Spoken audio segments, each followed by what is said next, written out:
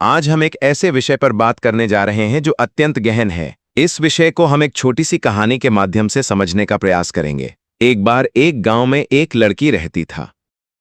उसने स्कूल में कहीं ये सुन लिया कि यदि कोई प्रतिदिन अपने पढ़ाई के कमरे कोष्टी टेबल को किताबों को बहुत सुंदर और सुव्यवस्थित रखे, साफ सफाई करे और घर पर भी रोज वंदना करे तो ये भी पढ़ाई का ही एक भाग है। बस ये बात उसके मन में बैठ गई।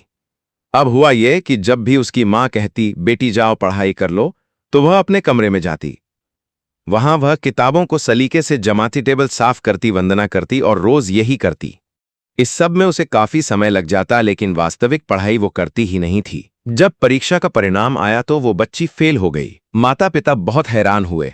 एक दिन उन्होंने चुपचाप खिड़की से झांक कर देखा तो पाया कि बच्ची केवल साफ सफाई और वंदना में ही लगी रहती है। उन्हें अच्छा तो बहुत लगा, क्योंकि ये सब भी अच्छी क्रियाएं थीं, लेकिन मुख्य क्रिया पढ़ाई वो थी ही नहीं। अब उन्हें समझ में आ गया कि फेल होना तो तय था, क्योंकि यदि कोई पढ़ाई न करे और केवल सहायक कार्यों में ही लगा रहे तो परिणाम वही होगा। यहीं से हमें अपने जीवन की ओर देखना चाहिए। कहीं हम भी तो यही नहीं कर रहे? किसी ने हमें बता दिया कि रोज सुबह उठकर मंदिर की सफाई करो, ठाकुर जी को नहलाओ, वस्त्र बदलो, श्रृंगार करो, तिलक लगाओ, पहले गणेश जी की पूजा करो, फिर कुलदेवी की, फिर इष्ट देव की, अलग अलग आरतियां करो, भोग लगाओ, तो भगवान बहुत प्रसन्न होंगे। हम ये सब करते भी हैं। इसमें समय भी लगता है और मन में एक संतोष भी आ जाता है। आज तो मैंने अपनी पूजा पाठ पूरी कर ली, भगवान को प्रसन्न कर लिया, उद्धरण चिन्ह। लेकिन सच्चाई यह है कि जिस पढ़ाई के लिए यह सब किया जा रहा था वो हमने की ही नहीं, और वो पढ़ाई है भगवान से प्रेम।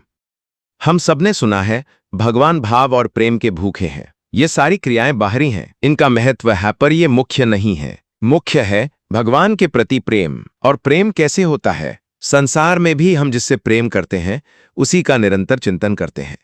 हमारे विचार, हमारे प्रयास सब उसी के चारों ओर घूमते हैं। हम केवल उसकी फोटो की आरती नहीं उतारते, बल्कि मन ही मन उसी में लगे रहते हैं।